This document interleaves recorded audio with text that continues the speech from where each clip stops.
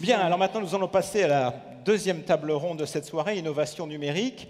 J'invite messieurs Michel Vimin pour Presto Engineering, d'une part, et Florent Daniel pour Village by CA Normandie, d'autre part, à nous rejoindre sur la scène.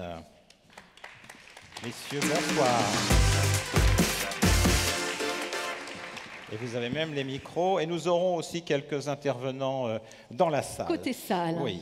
Alors Michel Vimin, vous êtes nantais de naissance, mais vous vous êtes racheté puisque vous êtes devenu canet de cœur. Mais oui, quand ça ne vous suffisait pas, puisque vous êtes parti aux États-Unis et vous avez donc créé Presto Engineering. Alors moi, quand j'entends Presto, évidemment, je pense à la musique, mais vous allez me détromper en deux mots avant qu'on parle de cette entreprise. De quoi s'agit-il?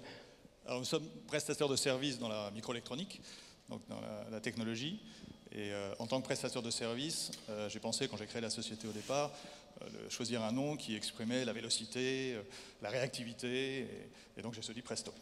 Engineering, donc pour la prestation, pour le service. Pour donner une connotation un petit peu plus. Alors ce qu'il faut dire, c'est que là, vous arrivez des États-Unis, de la côte ouest, puisqu'en fait, vous avez créé votre entreprise quand? En 2006. En 2006, il y a 11 ans. 11 ans. Et qu'est-ce qui vous a poussé, étant sur la côte ouest, on sait qu'il y a plusieurs changements de train, de métro et d'avion, un peu, oui. Qu'est-ce qui vous a poussé à installer un centre, ici, un centre d'études à Caen? On a eu deux démarches. La première, c'est qu'on a d'abord installé notre première opération en Californie. Ensuite, on a voulu s'étendre. Bien près du micro. Dominer le monde. Ah oui, effectivement, ça marche mieux. On a fait d'abord le choix de venir s'installer en France. Et pour des raisons qu'on peut discuter. Et ensuite, ce n'est pas nous qui avons, pour être très franc, choisi Caen. Caen nous a choisi. On a eu l'opportunité, une société voulait se diversifier dans d'autres directions, donc on a eu l'opportunité de reprendre une activité ici. Et quand je dis que Caen nous a choisi, c'est que cette opportunité s'est proposée à nous, et en fait on a été tellement bien accompagnés par l'ensemble des intervenants, des acteurs institutionnels, financiers, que en fait, nous avons été adoptés et attirés et nous sommes restés. Et vous diriez qu'il y a un écosystème favorable sur le territoire? Tout à fait. Et qui est, alors dans notre domaine, hein, vous avez entendu Franck, qui est donc très proche de nous, puisque nous partageons oui, le même, ils se connaissent. Nous partageons le même campus. Il y a un réel écosystème. Je dirais, j'insisterai sur, dans nos domaines technologiques. Excusez-nous, on a un invité mystère là, hein, voilà. Je ne serai pas aussi direct. J'ai l'habitude. Donc l'écosystème, oui. Il y a un réel écosystème technologique de R&D. Nous sommes, comme Franck l'a souligné dans son activité, nous faisons une différence concurrentielle à travers l'innovation.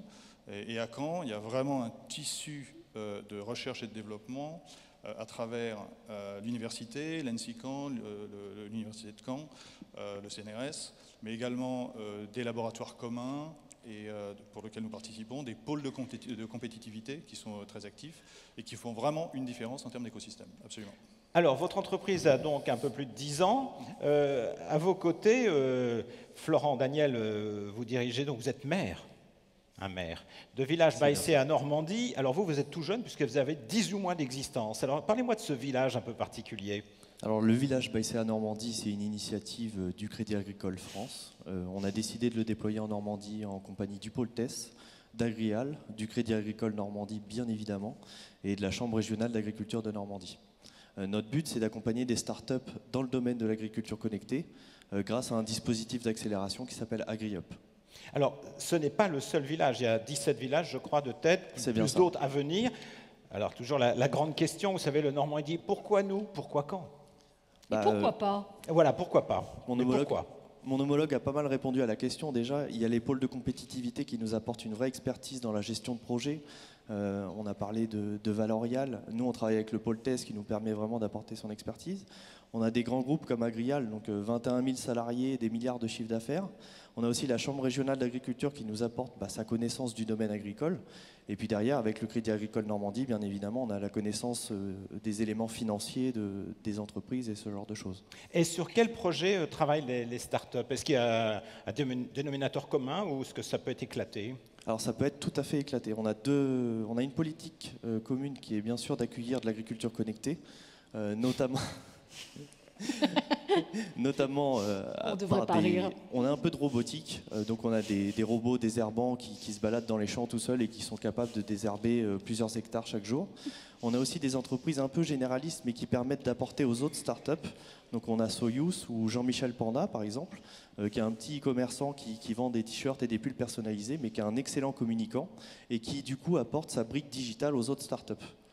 Alors à ce jour, il y a 5 startups et 3 startups délocalisées. C'est-à-dire qu'il y en a qui sont vraiment, j'allais dire, sur le territoire et d'autres qui ont été installées alors que le siège, ou en tout cas la pensée première, est ailleurs. C'est bien ça, parce qu'on se dit que les startups innovantes dans le domaine de l'agriculture connectée ne sont pas forcément sur le territoire normand, mais par contre le territoire normand offre une perspective d'expérimentation qui est phénoménale. Avec nos partenaires du village, on a réussi à créer un réseau de partenaires, notamment grâce à Agrial, de plus de 300 fermes partenaires qui permettent d'expérimenter les solutions et les services de nos startups. Donc les startups qui ne sont pas en Normandie se battent pour venir en Normandie et venir expérimenter sur notre territoire. Est-ce que vous êtes un maire heureux?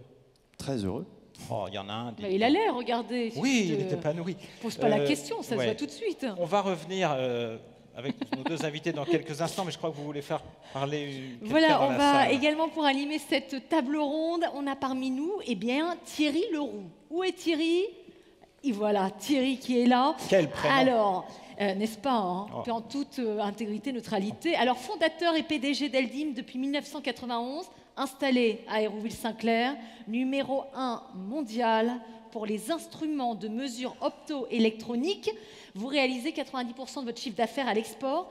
Et alors, le 10 octobre dernier, vous receviez la visite de qui? De Tim Cook, le PDG, le directeur d'Apple, puisque vous avez mis au point pour la marque une technique de reconnaissance faciale pour l'iPhone 10.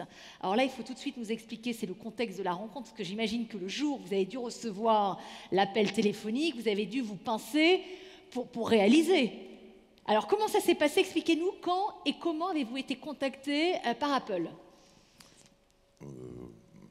On travaille pour Apple depuis à peu près une dizaine d'années. C'est des gens qu'on connaît depuis assez longtemps.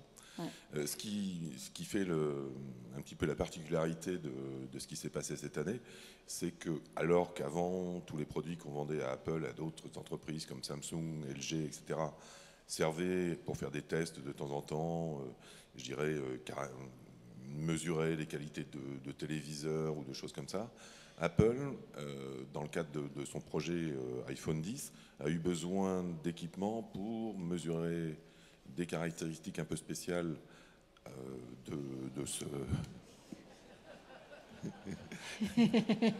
Effectivement.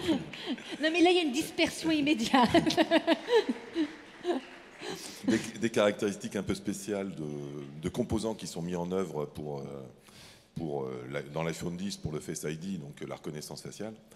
Et, mais comment ils vous ont connus? C'est-à-dire que quand on est à Hérouville-Saint-Clair, comment?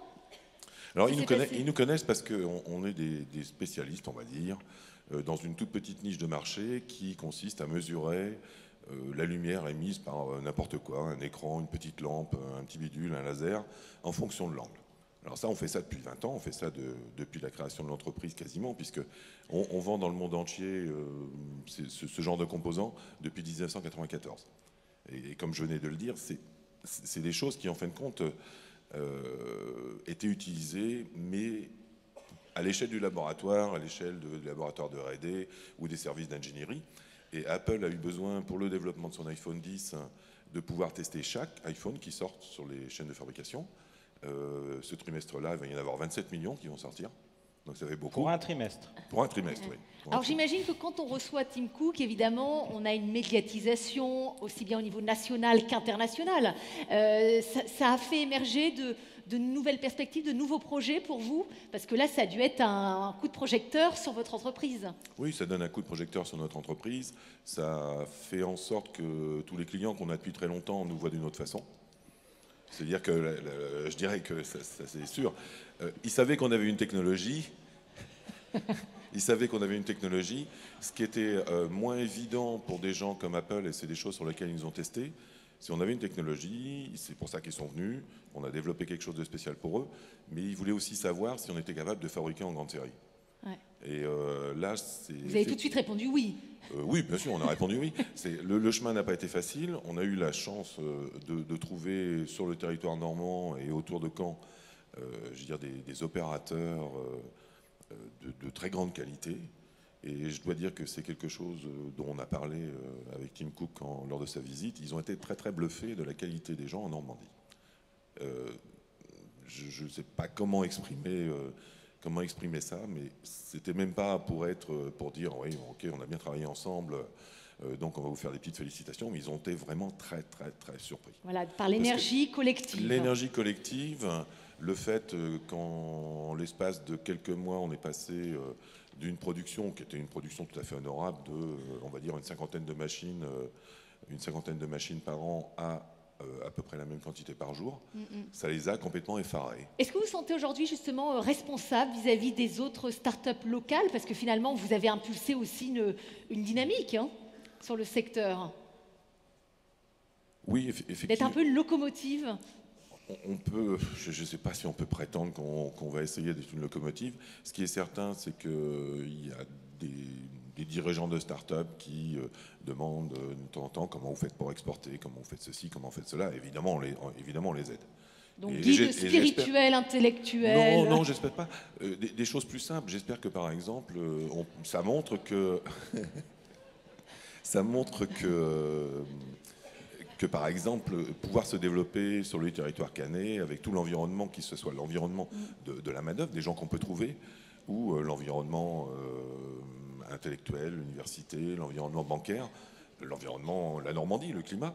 Merci, merci. C'est possible. Merci voilà. Thierry Leroux, merci pour ce partage Alors, d'expérience. deux petites choses, Charlotte.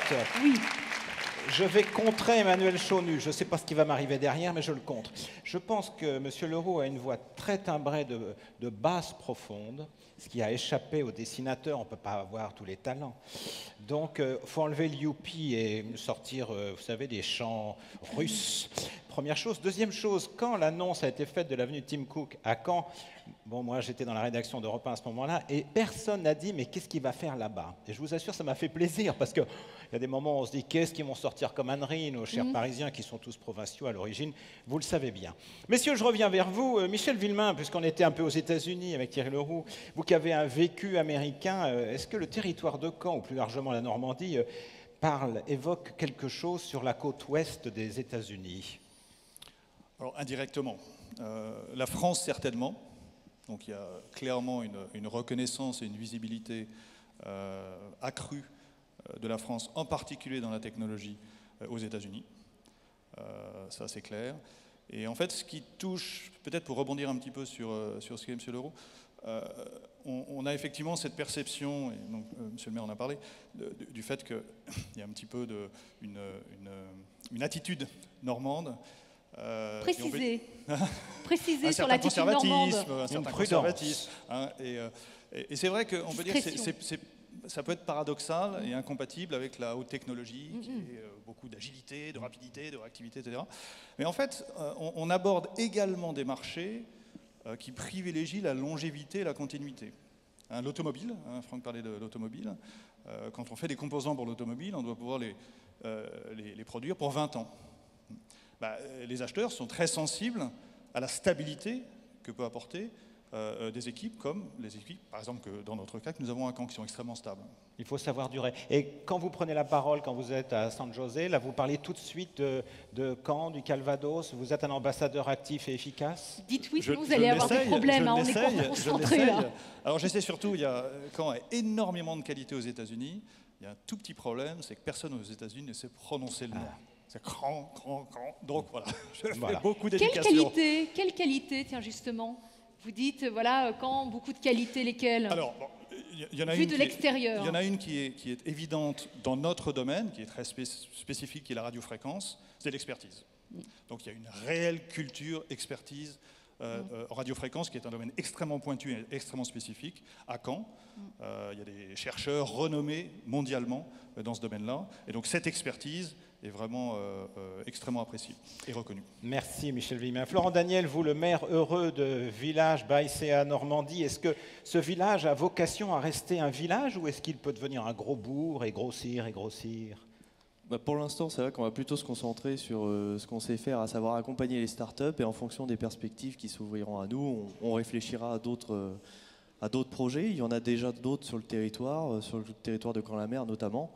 On voit comment on peut y participer, mais en tout cas, on est partie prenante et on veut vraiment essayer d'impulser une dynamique. Est-ce qu'il y a des talents qui frappent à la porte et que vous accueillez ou que vous n'accueillez pas d'ailleurs? On les accueille. On accueille une start-up indienne qui fait du capteur laitier depuis quelques temps. Et du coup, elle vient d'Inde exprès pour le dispositif AgriUp. Et les capteurs laitiers de cette start-up sont capables un peu de suivre la production en temps réel et aussi de prévenir les maladies, anticiper pour l'éleveur tout problème. Très bien, merci. Nous allons repartir dans la salle pour donner la parole à Jean-Pierre Dubord. Il est là. Oh, il a déjà le micro. Vous avez vu comment c'est bien organisé. Vous êtes directeur des opérations de Elite, une filiale à 100%, si je ne me trompe pas, du groupement des cartes bancaires. Donc c'est un laboratoire d'évaluation spécialisé dans les transactions électroniques sécurisées. Ça nous parle tous. Hein. Je dois avoir une carte quelque part par là. Dites-moi, alors, la question, vous êtes arrivé en 2005 à Caen. On va évacuer la question pourquoi vous êtes venu à Caen, mais pourquoi vous y êtes resté surtout? Donc, pour être précis, c'est 2008. Ah. Et c'est important parce qu'en 2007, sur Caen, il y a eu des projets autour de la technologie NFC, Near Field Communication, qui permettraient de faire des... Communication en champ proche. Exactement. Des transactions dites sans contact, par exemple, entre une carte bancaire et un terminal. Donc aujourd'hui, pour la petite histoire, on a dépassé le milliard de transactions sans contact en France. Donc en 2017, il y avait ces projets qui s'appelaient Pegasus, voilà le nom de code, un autre NFC Container, qui a attiré pas mal de sociétés extérieures à Caen, à la Normandie. Merci. Ça le rassure, hein, il a remercié, hein, il dit merci. Ah oui, on perd vite le fil quand on regarde. Oui, mais on est dissipé, c'est-à-dire qu'on a un œil qui traîne. Oui. Donc, attirer des entreprises, des grosses entreprises, alors les banques, bon, je vais citer Crédit Agricole, BNP, Société Générale, les opérateurs, justement, parce que le NFC devait être utilisé pour faire du paiement avec le téléphone mobile. Qu'on vous entende bien le micro, voilà. Avec le téléphone mobile. Donc, voilà, en 2007, il y a l'émergence de tous ces projets qui ont fait que ça fourmille. Elite est arrivé en étant filialisé, enfin, c'était un département de carte bancaire, a été filialisé et s'est installé sur Caen en 2008. Voilà. Donc vous venez aussi de répondre à ma deuxième question, pourquoi êtes-vous resté en fait? Oui, pourquoi on est resté? Parce que bon, ça a été dit, il y a un écosystème plus que favorable, aussi bien au niveau de la recherche, des formations, d'autres acteurs avec qui on partage les mêmes projets, une volonté politique pour accompagner les projets. Je vais en citer un par exemple, puisque voilà, on parlait de monde. On a mené ici avec une autre société caennaise et le laboratoire du Grec, une première mondiale. On a développé un bracelet sans contact avec deux modalités biométriques, l'empreinte et la voix. Voilà, donc tout ça c'est pour monter un niveau de sécurité en authentification sur Internet ou voilà, autre chose. Le territoire de Caen, qui était le berceau de la communication en champ proche, est-ce qu'il fait encore aujourd'hui figure de référence dans le domaine? Parce que ça va très vite, oui, toujours dans vos milieux. Ben justement, on parlait de vitesse. Je pense que Caen a bien géré le virage. Enfin, si on revient en arrière, il y a 10 ans, on parlait de transactions électroniques sécurisées. C'est la sécurité. L'innovation, elle était très technique, technologique. On parlait du NFC, mais qu'est-ce qu'on va en faire? Maintenant, enfin, en 2017, on parle plus de confiance numérique. On parle de l'innovation, elle est centrée sur l'utilisateur. Sur l'humain. Sur l'humain, voilà. Donc il y a sur Caen des structures comme le DOM, le MOO, Elite, on fait ça aussi. On introduit de plus en plus les utilisateurs au contact des nouvelles technologies. Mais dites-moi, ça c'est pas un accent normand, hein? Non, ça vient du sud-ouest, hein? Exactement. Voilà, ça doit être la Ferté-Massé, je pense. Au sud-ouest. Oui. Donc ça veut dire qu'il y a un écosystème favorable ici, oui, sur le territoire. Alors, pour la petite histoire, donc c'était en 2017, j'étais responsable de l'innovation, puisqu'on parle d'innovation, dans une multinationale américaine qui était basée à Aix-en-Provence. Et donc, on a eu connaissance de ces projets sur le sans contact parce qu'on voulait innover, aller sur le sans contact. Donc, on est venu faire des projets ici sur Caen. On aurait pu le faire sur Nice, qui est un autre pays d'électronique, mais on a trouvé que l'accueil, c'était plus ouvert ici. Bon, j'espère que je pourrai avoir... Ça, c'était avant-hier. Monsieur Dubord, merci. Je pense que vous avez tout réussi, sauf à faire passer votre accent auprès des Normands, mais ça viendra peut-être. Vous connaissez évidemment la maxime de Saint-Exupéry, « Si tu diffères de moi, mon frère, loin de me léser, tu m'enrichis ». Pourquoi je vous dis ça? Parce que c'est un peu l'esprit du projet Mo, dont nous allons voir une vidéo dans quelques instants.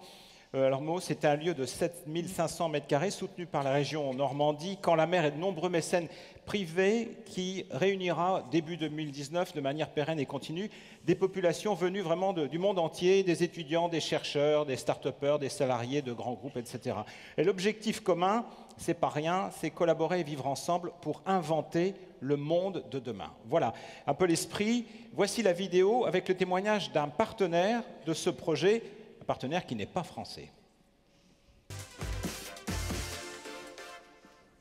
Bonjour, my name is Ken Singer and I'm the Managing Director at the Sutarcha Center for Entrepreneurship and Technology at the University of California, Berkeley, the birthplace of the Innovation Collider concept. And I'm speaking to you from my wonderful hotel room here in Helsinki. For those of you who might not be familiar, UC Berkeley is one of the top research institutions in the world. We are known for our 69 Nobel laureates, our world-class research in every discipline, and our students, faculty, and alumni produce more venture-backed technology startups than any other university. We are one of the key drivers of innovation in the Silicon Valley. And in fact, I am able to send you this video partly because of the networking technology that my colleague Iklak Sidhu invented many years ago. As you can imagine, UC Berkeley likes ambitious projects with global impact that can change the world. Also, for the past 25 years, we have had a special relationship with France.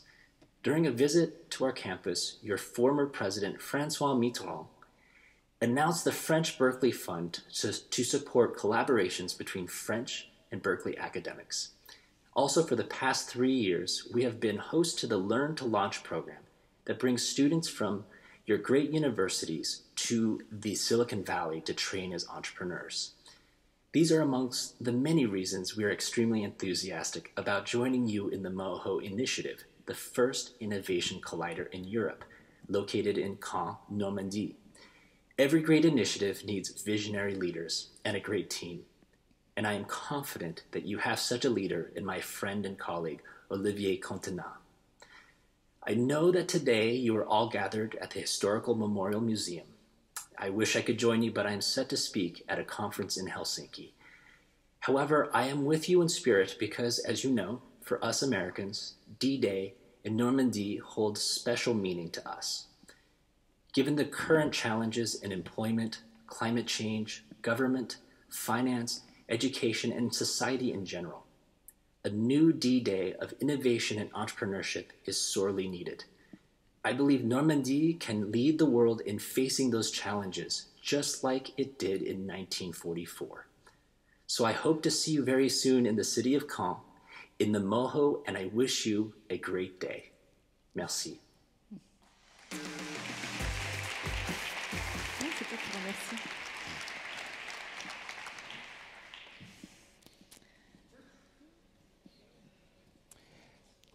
Alors, pas d'intervenant maintenant. Hein. Non, c'est la fin de cette séquence. Voilà, exactement.